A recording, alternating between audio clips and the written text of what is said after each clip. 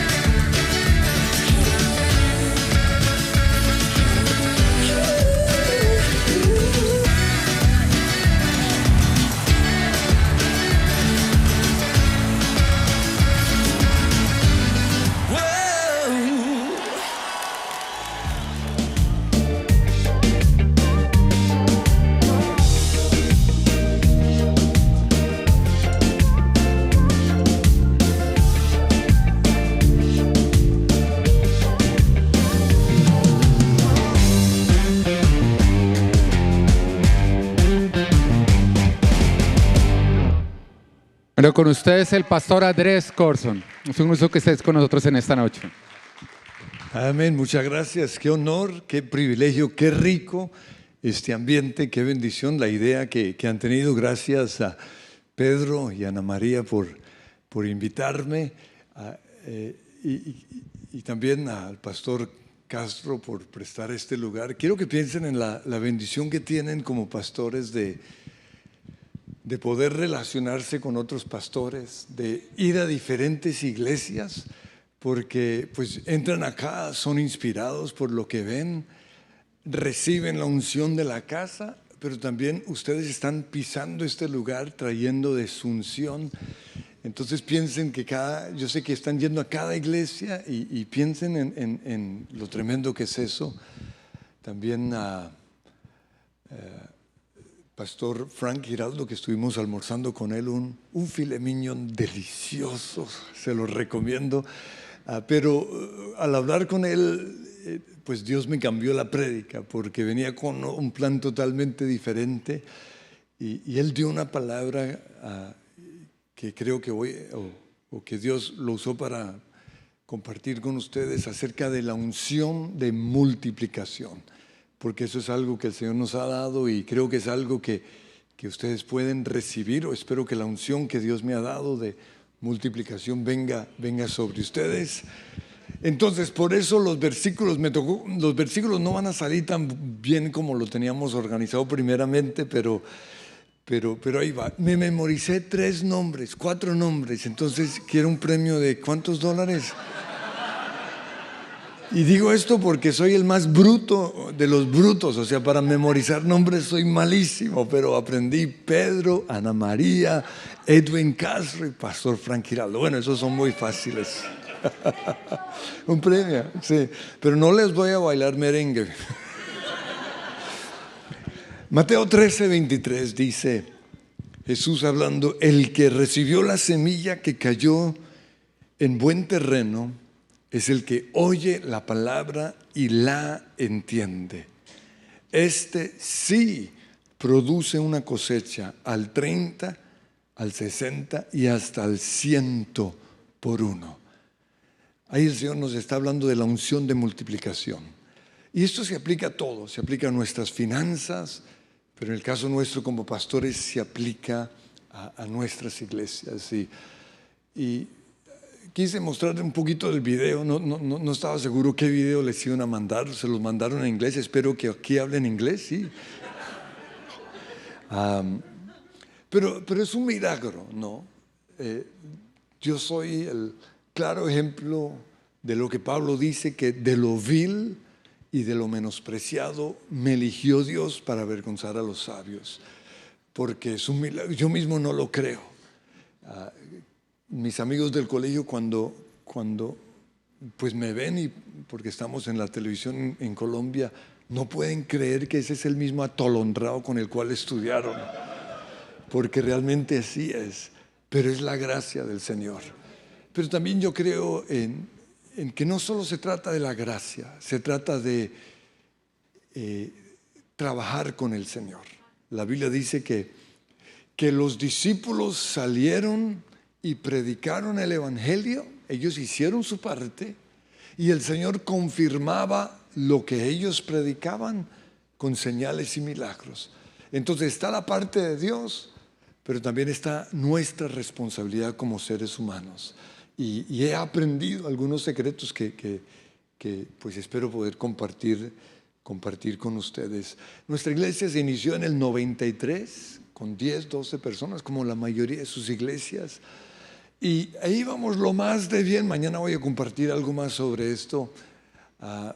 Pero éramos una iglesia que suma y no una iglesia que se multiplica.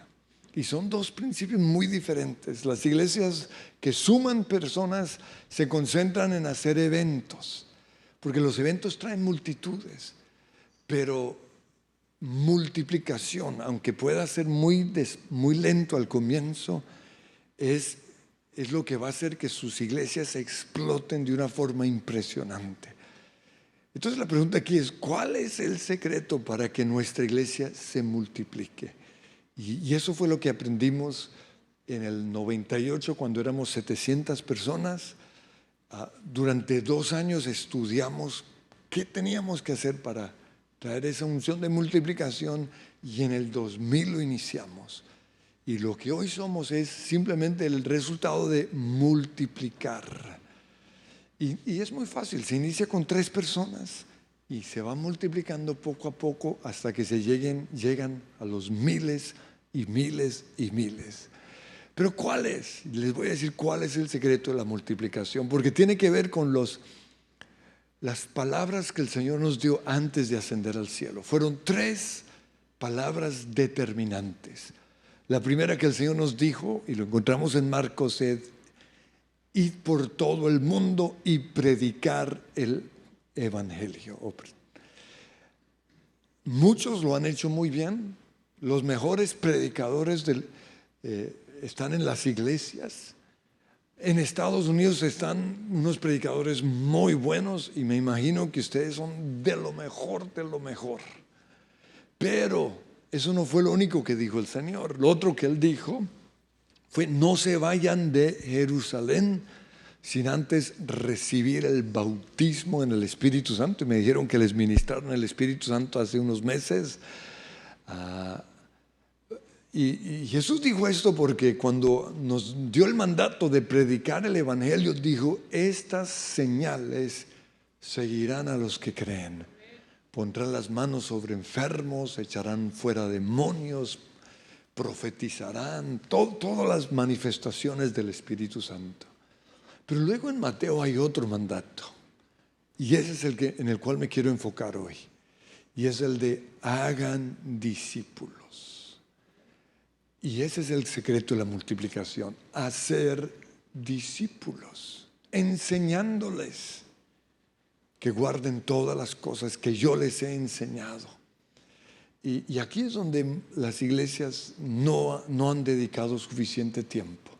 Por eso se murieron muchos en la pandemia, porque tuvieron seguidores, multitudes, pero no discípulos. Y recuerda que Jesús tuvo multitudes, porque hacía milagros tremendos. Pero las multitudes siempre se van a ir si no formamos discípulos.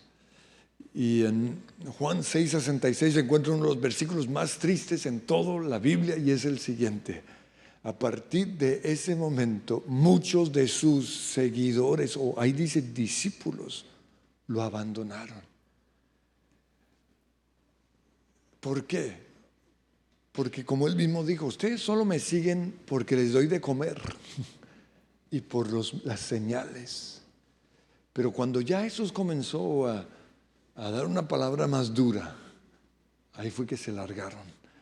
Y eso puede pasar también en nuestras iglesias. Entonces por eso nos toca es hacer discípulos. Entonces cuando usted oye esa palabra, hacer discípulos, ¿qué es lo primero que llega a su mente?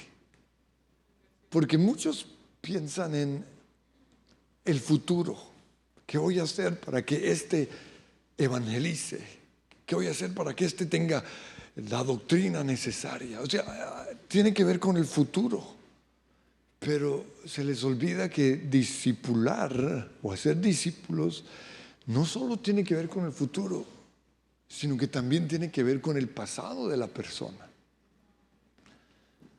Y en las iglesias somos muy buenos trabajando hacia el futuro, pero si no trabajamos con el pasado, esas personas se van a caer. Y hoy están cayendo muchos hombres de Dios. ¿Por qué? Porque son buenos predicadores, porque fueron preparados o equipados para el futuro, pero nunca se les trabajó su pasado. Entonces no solo es el futuro, hay que trabajar el pasado. Y esto fue lo que aprendimos nosotros. Y espero compartir algunas chispas, si se puede decir, que los puede inspirar a dedicar más tiempo para el pasado. Los primeros 7 años yo desarrollé el material que hoy usamos como iglesia como parte de hacer discípulos. Y hay materiales muy buenos. De hecho, creo que fue en Florida donde surgió Campus Crusade, que entregó un material muy, muy bueno que nos ha ayudado mucho a muchos de nosotros, y sigan haciendo sus materiales. Pero quiero que pensemos hoy un poquito en el pasado. ¿Qué estamos haciendo con respecto al pasado de las personas que están conociendo a Jesús? Y precisamente por eso el Señor me mostró unos versículos. El primero fue la misión de Juan el Bautista. Preparad el camino, preparen el camino para el Señor. Y ella habla de varias cosas. Uno es los valles, ¿no? Los huecos en las vidas de las personas se llenarán. Los montes se derribarán. Lo torcido se enderezará. Y eso es hacer discípulos. La gente llega a la iglesia con muchos valles, con muchos huecos, con muchos faltantes, y tienen que ser llenados con Jesús, con la presencia del Señor. Otros llegan con muchas montañas, son presumidos, orgullosos. Y esos montes tienen que ser derribados. Otros vienen con caminos torcidos que tienen que ser enderezados. Y eso fue lo que hizo Juan el Bautista para el Señor. O sea, cuando Jesús llegó, ya todo el trabajo duro lo había hecho Juan el Bautista, y todos se fueron para allá. Si ustedes como iglesia dedican o se enfocan en trabajar en el pasado de las personas, van a ver unción de multiplicación. ¿Por qué? Porque el primer versículo que les compartí es la última parte de la parábola del sembrador. Y la última parte de la parábola del sembrador habla de la tierra que produce fruto al 30, al 60 y al 100 por uno. Imagínense eso. Con una persona podemos ganar 100, que a su vez va a ganar 100, y así. Eso es multiplicación. Pero tristemente en muchas iglesias solo le dedican tiempo a los que producen fruto, que son como el 2% de la iglesia, el 3%. Y los otros 98 los ven como es que este es un problema, es que este es... Y cuando Jesús nos da esa parábola, lo que nos está diciendo es, no está diciendo enfóquense en la buena tierra que produce fruto al 30, al 60 y al 100 por uno, no. Lo que Jesús nos está diciendo es, conviertan todos los otros terrenos en un terreno que produzca fruto al 30, al 60 y al 100 por uno. Por eso quiero hablarles de los terrenos o de los corazones de las personas en sus iglesias. Fíjense que la parábola dice, el sembrador salió a sembrar y al esparcir la semilla, parte cayó y habla de 4 terrenos diferentes. Habla de 4 clases de cristianos en nuestras iglesias. Y fíjense que el secreto no está en el sembrador, no está en el predicador. Entonces, ¿por qué perdemos tanto tiempo volviéndonos buenos predicadores si nuestra prédica casi no sirve para nada? Yo he ido a iglesias con los mejores predicadores, pero con la peor iglesia. Y en cambio he ido a otras iglesias con predicadores malísimos, pero qué calidad de iglesia. ¿Por qué? Porque entendieron que el secreto no es predicar, sino la tierra en donde cae la semilla. Cuando yo entendí eso, cambié mi forma de predicar. No, a mí no me importa predicar como centroamericano. Sí, que son el fuego de Dios. Aquí hay centroamericanos. Amén, fuego de Dios. Sí, quisiera aprender de ustedes, pero no la tengo. Yo aprendí más bien a predicar al corazón de las personas. Entonces dice, salió a predicar, esparció la palabra que es poderosa, pero parte de esa palabra cayó junto al camino. Entonces, ¿qué significa eso? Pues imagínense un cultivo, buena tierra, toda la tierra es buena, pero junto al camino quiere decir por donde pasa la gente caminando. Y como pasan por ahí, pisotean el piso o la tierra y se va endureciendo y endureciendo y endureciendo. Y a nuestras iglesias llega mucha gente con el corazón endurecido. ¿Por qué? Porque fueron pisoteados por sus papás, por sus tíos, por sus amigos, por el mundo. Y a veces son pisoteados en la misma iglesia. O sea, les añadimos más dolor. Ahora, como yo le predico también en iglesias en inglés, ellos no ven la necesidad de esto, porque parece, o ellos creen que los blancos, yo soy australiano por si acaso, no soy racista, soy australiano. En Australia creen, oh, we don't need that, nosotros no necesitamos eso. Que no lo necesitan, si a veces son los más pisoteados. Pero es que son pisoteados de forma diferente. Pero también hay los que nacimos en hogares cristianos. Yo nací en un hogar cristiano. O sea, mis papás fueron los mejores. No, cuando ministran, como hoy estoy ministrando, yo me pongo a pensar, ¿qué hizo mi papá? No le encuentro casi nada malo.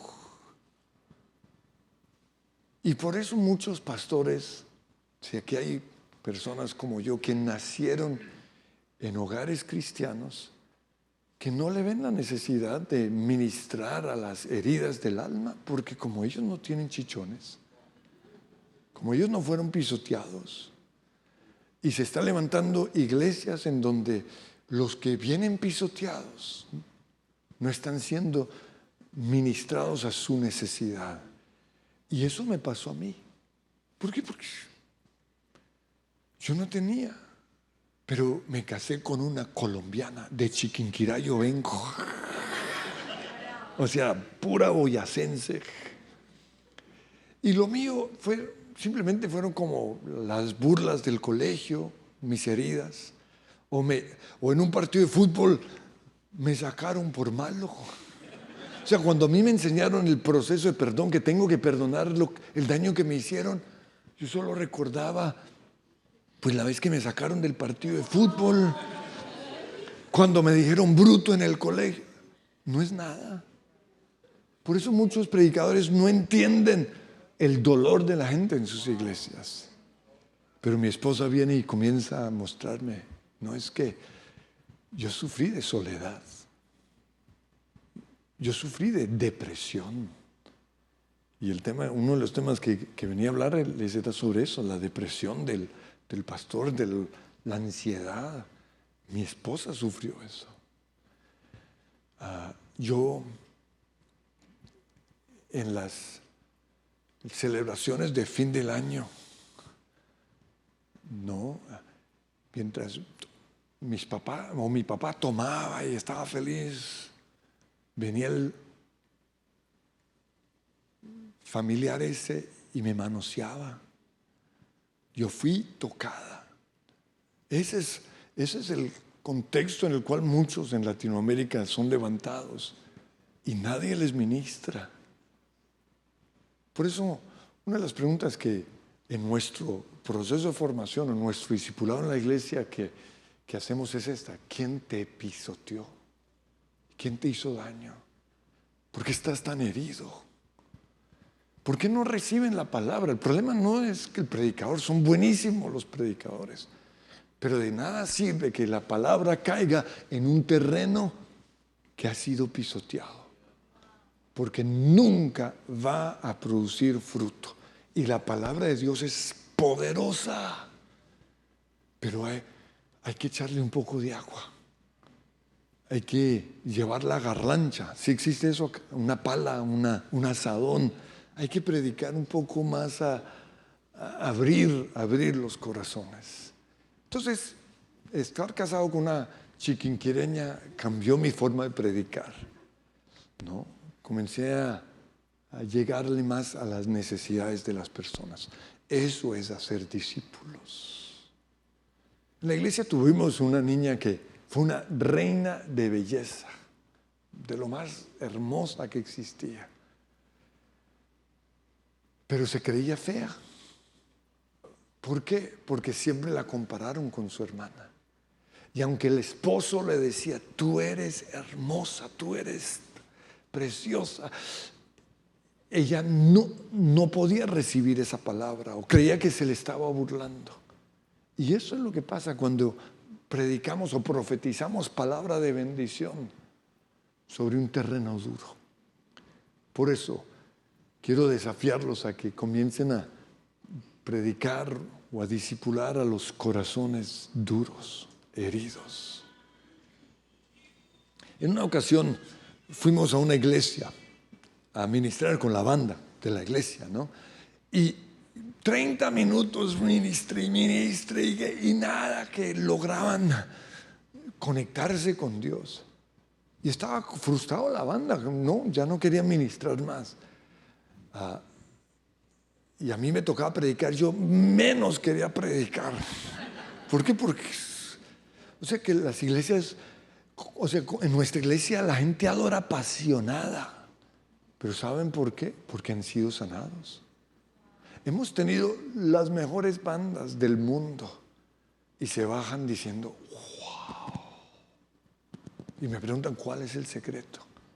Que han sido ministrados, que hemos pasado la pala, la garlancha para llegar a esas heridas bien profundas.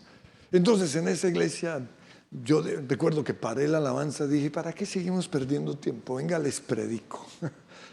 Y les hablé acerca de esto.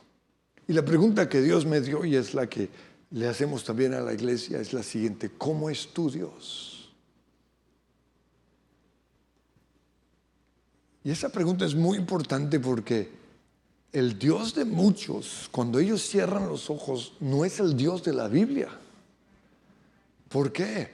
Porque cuando ellos cierran los ojos, lo que ven es a su papá, un desgraciado, infiel, abusador, O sea, todo eso es lo que los impide adorar a Dios.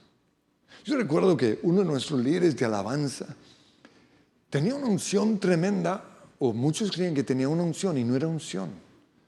Lo que tenía era una tanta tristeza que ponía ese ambiente de tristeza y todos creen que eso es unción. No. La música que más vende es la música triste.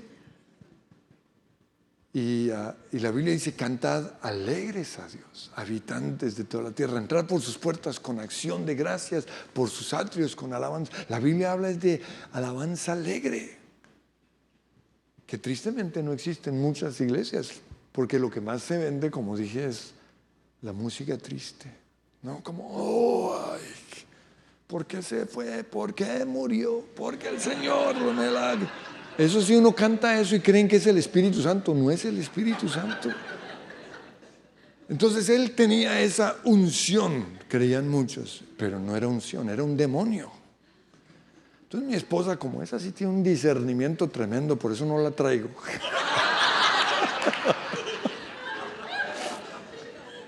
Lo agarró y lo comenzó a ministrar y de repente le hizo la misma pregunta. No le digo el nombre porque es poco conocido. ¿Cómo es tu Dios?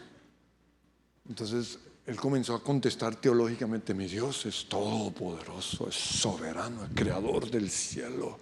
No el Dios de la Biblia, no, el Dios que tú ves cuando adoras. Y volvió a decir lo mismo: mi Dios es santo, sublime, nombre sobre todo. No ese Dios.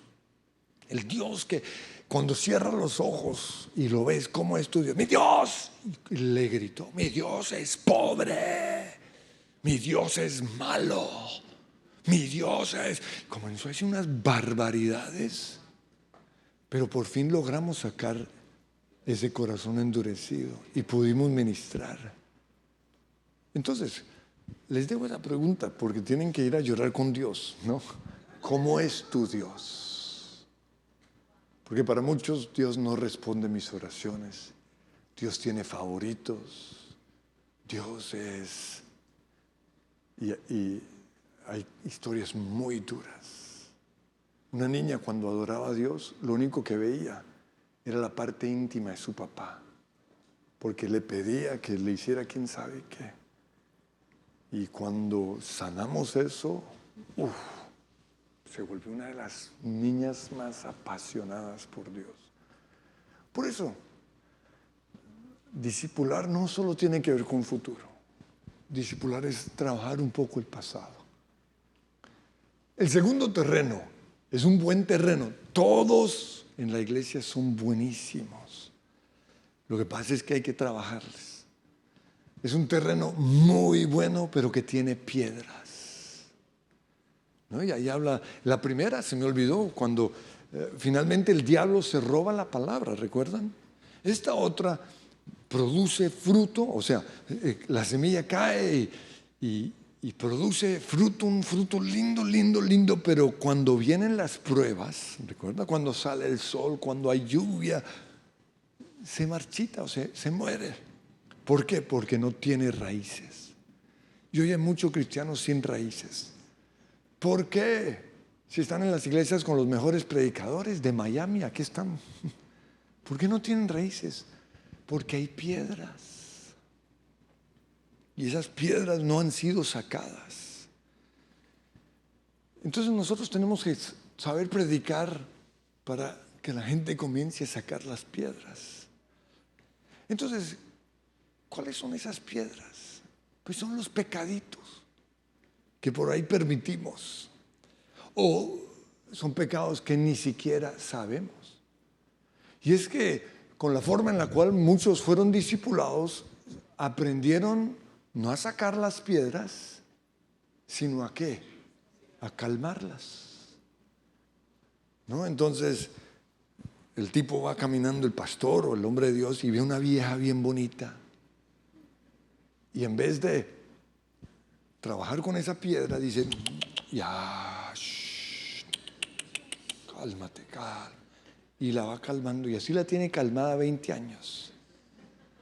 Hasta que pastor de la iglesia abusó sexualmente. se separó de su esposa. ¿Por qué? Nunca le trabajaron eso. Y ese es el gran problema.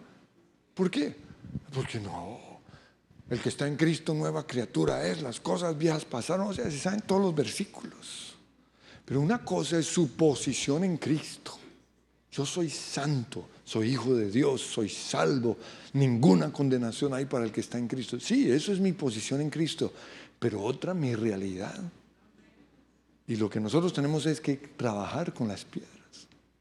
¿Sabían ustedes que el tope de nuestra iglesia somos nosotros los pastores? La iglesia jamás pasará por encima de nosotros. Yo recuerdo que un día yo estaba regañando a la iglesia, como somos nosotros, que porque llegan tarde, pues si usted llega tarde. Que porque no adoran, pues si usted no adora. Que porque no leen la Biblia, pues si usted no lee la Biblia. ¿O no? O sea, cuando le peleamos a la iglesia, no estamos peleando es a nosotros. ¿Por qué? Porque yo soy el tope. Entonces, el juicio comienza por casa, dice la Biblia, ¿no? Dios lo que va a hacer en la iglesia primero lo tiene que hacer conmigo. Y eso fue lo que hizo.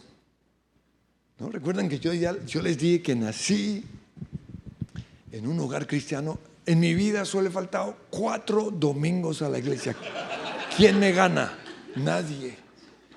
3 falté porque tenía hepatitis y el doctor no me dejó ir. El otro falté porque estaba recién casado y mi esposa no me dejó ir. Pero yo hubiera ido, yo iba a ir. Me dijo, con esa cara de bobo no vas a ir a la iglesia.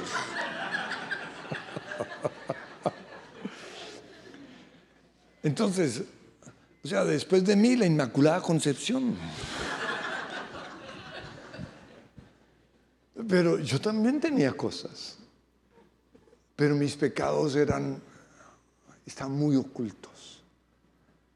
Y por eso Dios permite cosas, ¿no? Para sacarnos. Eso fue lo que pasó con Pedro. Pedro, él se creía muy, muy santo. ¿Y Dios qué hizo? Permitió cosas. Satanás me ha pedido permiso para zarandearte. Y eso hizo el Señor conmigo. Y en su momento no fue fácil. Pero después, ¡wow! ¡Qué bendición! Y una fue, teníamos pocos años de casados y un día entré con mis zapatos sucios y le pisé la bendita cocina a mi esposa. ¿No? La cocina blanca. ¿A quién se le ocurre un piso blanco? Y comenzó una discusión ahí. Una discusión boba. Y yo recuerdo que yo ya, perdóname ya, o sea, ya cierra ya no. Y de repente, ¡pah!, exploté, la agarré el pescuezo, la levanté y la senté. Cuando yo hice eso quedé asustado como, ¿y este hijo del diablo? Pero como estábamos en una discusión, yo tenía que ganarle. Por eso le dije, tú eres la única que ha sacado lo peor que hay en mí. Ella. Pero cuando yo dije, tú eres la única que ha sacado lo peor que hay en mí, el Señor me dijo, entonces todo eso está en ti. Y ahí entendí, yo 20, no sé qué cuántos años trabajando con esa bestia. Porque sale cuando manejo, sale con las benditas motos en Colombia, porque ahora Colombia parece India, la India, ¿no? Eso hay como 1000 motos y nadie sabe manejar. Pero Dios ha permitido situaciones para trabajar con mi enojo. El enojo es uno de los pecados terribles de muchos pastores. Hay pastores que se ponen bravos porque el sonido les falla. O sea, por una cantidad de bobadas. Eso no está bien.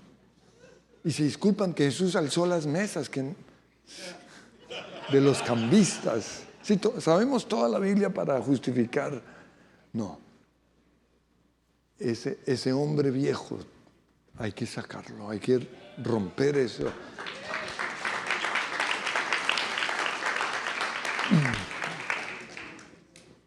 En un pastor fue un demonio. Y yo no sé qué creen ustedes con respecto a doctrina, pero Yo he tenido que enfrentar demonios en los cristianos, comenzando por unos en mí. Uno de los grandes hombres de Dios mantuvo una bestia calmada hasta que le destruyó su ministerio. No voy a decir el nombre para no dañarlo más, pero le pude traducir al que escribió su libro, y fue un libro que a mí me bendijo, me inspiró. Y entonces le pregunté al autor de su libro, ¿por qué la embarró sexualmente? Porque su caso se supo alrededor del mundo. Y no estoy hablando de los de este año, fue algo de hace 30 años. ¿Por qué? Y me dijo, porque no creía en la liberación para cristianos. Pero muchos pastores no creen en eso. ¿No? Entonces están tratando de calmar la bestia en vez de sacarla. Hay que echarla afuera. Entonces Dios fue sacando, ¿no?, cositas en mí que no sabía que tenía. Ya les hablé del mal genio. Pero otro fue un pecado que en su momento yo no lo veía grave. Hoy sé que es el orgullo. Y es la falsa humildad. ¿No? No, que hay, no, lo que Dios quiera, que eso es puro orgullo. Y esto pasó en una iglesia en Colombia, donde fuimos a aprender, porque tenemos que ir a aprender, ¿no? Si Dios le ha dado algo a una iglesia, hay que ir y aprender, recibo esa unción. Entonces yo fui al comienzo así con los brazos cruzados, así medio orgulloso, y luego fui bajando y bajando hasta que fui aprendiendo. Ya después de un año, ¿no?, ya iba con deseo, con pasión. Y yo soy de los que creen que uno debe hacerse al frente, ¿no? Yo creo que la unción arranca de aquí para atrás y en el camino se enfría, y cuando uno está ahí atrás no recibe nada. Hoy no, porque todos son ungidos, entonces eso pasa. Más bien se me devuelve, sí. Entonces, como llegué un poquito tarde y entré como por ahí, vi que ahí había un puesto y me senté ahí, estaba feliz oyendo la prédica y anotando. Cuando viene un ujier, Dios bendiga a esas ujieres, ¿no?, me dice, ¿qué hace ahí? Le digo, pues estoy oyendo la prédica. Dice, eso es para pastores. Le digo, yo soy pastor. Se fue. Y volvió con dos tipos grandototes. Me hicieron parar esos desgraciados.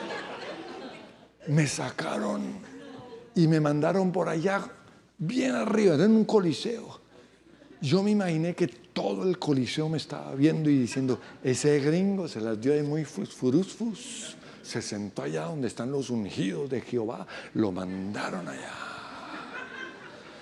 Cuando eso pasó, allá arriba estaba enojado con Dios, le dije, no vuelvo a este lugar. Y el Señor me dijo, no, nunca lo olvidaré, si no vuelves no te doy la unción.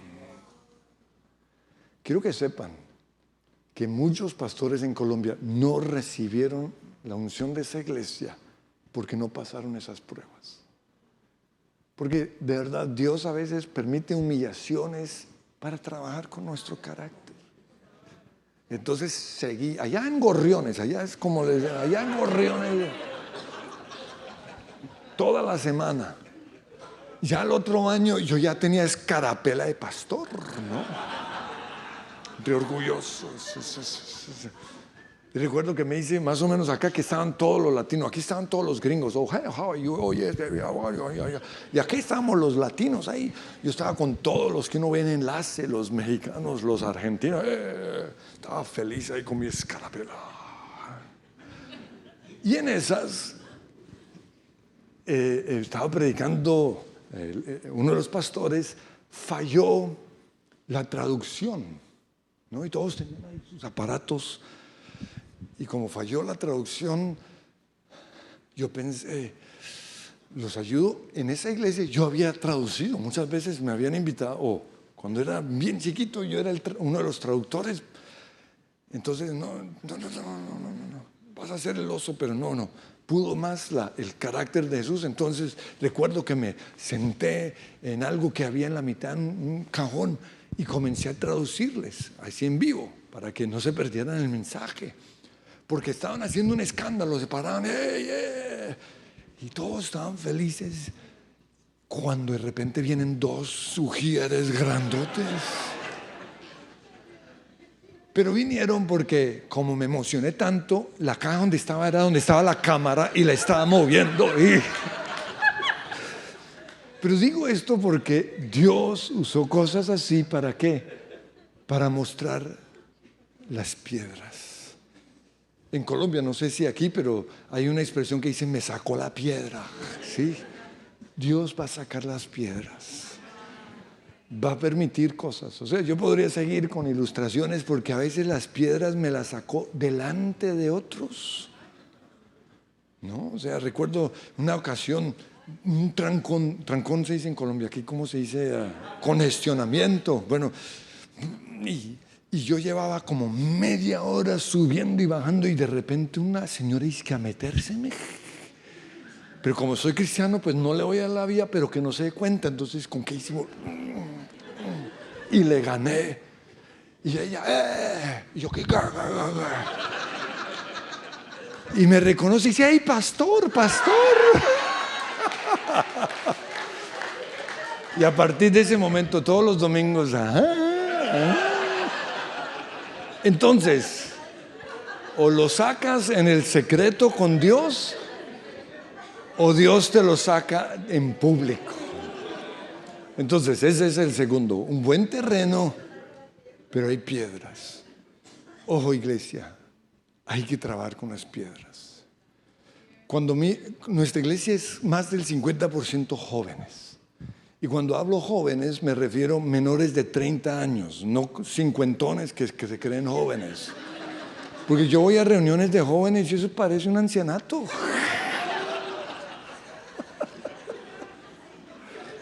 ¿No? Entonces me preguntan, pero ¿cuál es el secreto que tengan ustedes tantos jóvenes? Y yo les digo, la santidad. Y eso les sorprende, santidad. Porque lo que muchos creen es que entre menos santidad se predique mejor. Todo lo contrario. Los jóvenes necesitan un mensaje de santidad. Pero una cosa es ser legalista. Legalista es no hagan, no hagan. Otra es encontrar la raíz de su pecado. Y eso es lo que hemos aprendido. No digan, no les prohíban las cosas. Más bien, ¿por qué eres borracho? ¿Por qué eres mujeriego? ¿Por qué le haces daño a las personas? ¿Por qué eres celoso? Porque detrás de todo pecado generalmente hay algo que tiene que ser sanado. Entonces, el primer terreno, un terreno bueno, pero que ha sido pisoteado. El segundo terreno bueno, pero hay piedras. Y el tercer terreno es un buen terreno, pero hay maleza. ¿No? Hay espinas que crecen junto con la palabra y que luego, dice la Biblia, ahogan la palabra. Eso tiene que ver con los ídolos en nuestras vidas. Y esto es algo que le trabajamos mucho a la gente en la iglesia, los ídolos. Ahora, Latinoamérica fue levantada y por eso la maldición desde México hasta abajo de pobreza es por causa de la idolatría. Muchos no creen en maldiciones generacionales, pero Latinoamérica es la muestra más clara de que el pecado pasa de una generación a otra. ¿Por qué somos pobres? Si los latinos son las personas más, o somos, porque soy blanco pero latino, las personas más inteligentes. O sea, no deberíamos tener pobreza, pero es por la idolatría. Pero no solo es esa clase de idolatría, porque hoy hay otra idolatría. Y es la idolatría hacia las posesiones, hacia el trabajo, hacia nosotros mismos. Narcisismo es el gran pecado. La idolatría hacia, nuestra esposa, nuestros pastores, cantantes cristianos. Eso es un tipo de idolatría. Entonces, tenemos que trabajar eso también. Y yo recuerdo que un día prediqué sobre la idolatría. Les di duro a esos latinos idólatras. Y el Señor me dijo, tú también eres idólatra. Y me mostró basado en Isaías capítulo 6, donde dice, el año en que murió el rey Usías, vi yo al Señor sentado en su trono. Y la pregunta fue esta, ¿por qué no lo vio sino hasta después de la muerte del rey Usías? Quizás porque Usías era su ídolo. Y entonces Dios me mostró, te voy a mostrar tus ídolos. Yo amo a Dios, soy un adorador y creo que mañana voy a hablar algo también sobre eso, pero me dijo, quiero que en esa época la alabanza duraba 30, hoy ya es 20 nomás, pero quiero que me dediques 30 minutos solo para mí. Qué fácil. Y fuimos y comenzamos. Y en esas comienza a sonar un pitico en el sonido. Yo dije, ¿quién estará de ingeniero hoy? Y comenzó Dios a mostrarme todas las cosas en las cuales pensaba durante la adoración, aún en la prédica. Ahorita me tocó porque me tocó cambiar de mensaje, ¿no? Me perdonan los de alabanza, me miraban como, ¿y este para qué vino? Pero ahí alzaba mis manos y escribía y alzaba. Pero yo sé de iglesias, las de ustedes, ¿no? Que los pastores no entran a la alabanza. O sea, ellos son la estrella. ¿Y dónde está Dios? Y Dios comenzó a mostrarme cositas así, ¿no? ¿Cuánta gente de verdad mientras están lavando, Señor, te amo? Mija, ¿apagaste la estufa? No sé si aquí, pero en Colombia algunos carros les suena una alarma, pi, pi, pi, pi, pi, ¿sí? Cuando les abran el carro, y ahí están pensando en su ídolo, ¿será que me están robando? O los que no logran adorar hasta que no llega el novio o la amiga. No, Dios no comparte su gloria con nada ni nadie. Y así fue Dios mostrándome ídolos. Recuerdo que un ídolo fue un carro que me compré. Porque yo soy hijo de misionero. Pero misioneros de verdad, no esos que toman fotos y sacan plata. No, nosotros puros misioneros. Somos un milagro, de verdad, porque como venimos de Australia, cuando se acababa el ingreso tocaba ir hasta Australia y no había plata para el viaje. Entonces mi papá decía, ¿qué hacemos? ¿No?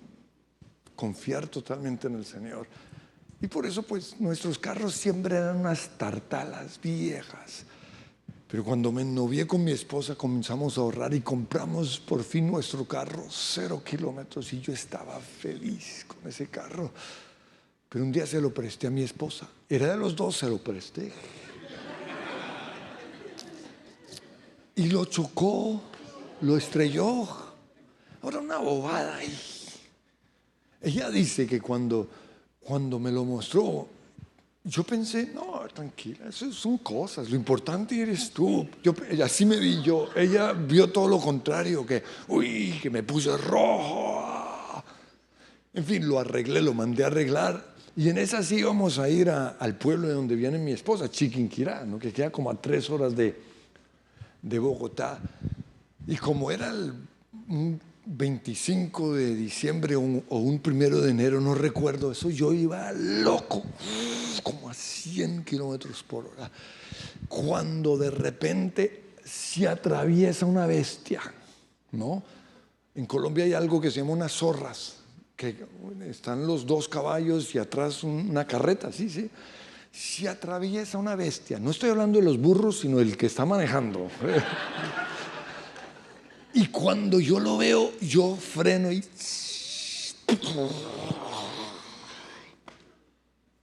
me rompí el paral. No, se me olvidó devolverme un poquito. Antes de esa bestia, esta otra bestia iba manejando a 100 y sonaba un pitico, ¿no? Le entraba un poco de viento por la puerta que mi esposa dañó. Ahora, yo no le dije eso y simplemente dijo, uy, le está entrando un vientico. En fin, cuando Dios oye eso, buscó la bestia.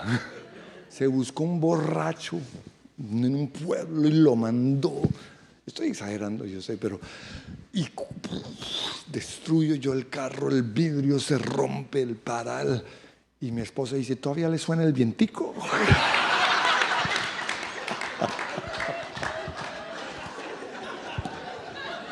Ahora, esos son mis ídolos. Cada persona tenemos nuestros ídolos. Cada persona tiene o tenemos nuestros pecados y cada persona tiene sus corazones endurecidos. Yo quiero que nos pongamos en pie. Y Señor, yo te doy gracias porque aquí está la crema innata de Miami. Te doy gracias porque tenemos ese privilegio de ser portadores de tu palabra, de hacer discípulos. Pero Señor, yo te pido que hoy nos demos cuenta que hacer discípulos no solo tiene que ver con el futuro, que podamos ver que hay gente que llega a nuestras iglesias y las descartamos porque no producen fruto. Pero no hemos entendido que es buena tierra. Es simplemente tierra que necesita ser arada. Es tierra que necesita que saquemos las piedras y que arranquemos la maleza. Y yo te pido que a partir de hoy cambiemos un poco nuestra forma de ministrar. Y si es el caso, cambiemos totalmente la estrategia de nuestra iglesia. Que nos demos cuenta que si le dedicamos más tiempo a una sola persona para sanarla, para liberarla, confrontarla, esa persona va a producir fruto al 30, al 60 y al 100 por uno. Quizás al comienzo el trabajo va a ser más duro y más lento. Pero cuando venga esa unción de multiplicación, el cielo será el límite. Y yo te pido, Dios, que esa unción que tú nos has dado a nosotros como iglesia, que ha hecho que el crecimiento sea permanente desde el año 2000, pueda venir hoy sobre cada pastor, sobre cada iglesia, sobre cada pastora, en el nombre de Jesús. Y quiero que reciban esto con las manos en alto. Pero te pido, Dios, que al venir esa unción tú nos muestres primero que el juicio empieza por nosotros. Muestra por qué cuando adoramos vemos a un Dios pobre, a un Dios que no oye mis oraciones, a un Dios de palo. ¿Qué daño nos hicieron? Y que podamos perdonar a nuestros papás, que aquellos que fueron abusados, que recibieron patadas, aquellos que tuvieron un papá millonario pero que no fue generoso y por eso no pueden creer en Yahweh Siré, mi proveedor, que hoy sean ministrados, que comiences esa obra. Señor, revela cuál es el Dios que están viendo, porque quizás han estado adorando al Dios equivocado por todas esas experiencias en su pasado. Pero también, Señor, hoy al oír de tantos pastores que caen, yo te pido que nos muestres qué piedras hay en nosotros. Piedras de enojo, piedras, Señor, de manipulación, piedras de alcoholismo, piedras de pornografía, piedras, Señor, de lujuria. Señor, hoy renunciamos a ser hipócritas en este lugar. Renunciamos a juzgar al otro y te pedimos perdón porque juzgamos a los que han caído y es por gracia que no hemos caído nosotros. Pero esto no es permiso, Señor, para no trabajar esas áreas. Yo te pido que hoy mismo tomemos la decisión de buscar a otro hombre de Dios o a otra mujer de Dios y rendirles cuentas y y comenzar ese proceso de liberación y de sanidad. Pero también muestra qué ídolos hay en nosotros. Si somos narcisistas, si hemos hecho un culto de este cuerpo, si somos personas que estamos más pendientes de nuestros seguidores que del mensaje que predicamos, si nos preocupa más la alabanza que el Dios del cual predicamos. Señor, yo te pido que hoy inicies algo en nosotros. Y Señor, para mí es un honor hablarles a los pastores. Y yo te pido que ellos se puedan ver como tú los ves. Y clamo que la unción que tú nos has dado, esa unción de santidad, esa unción de hacer las cosas bien, esa unción de prosperidad, esa unción de multiplicación venga hoy sobre sus vidas. En el nombre de Cristo Jesús.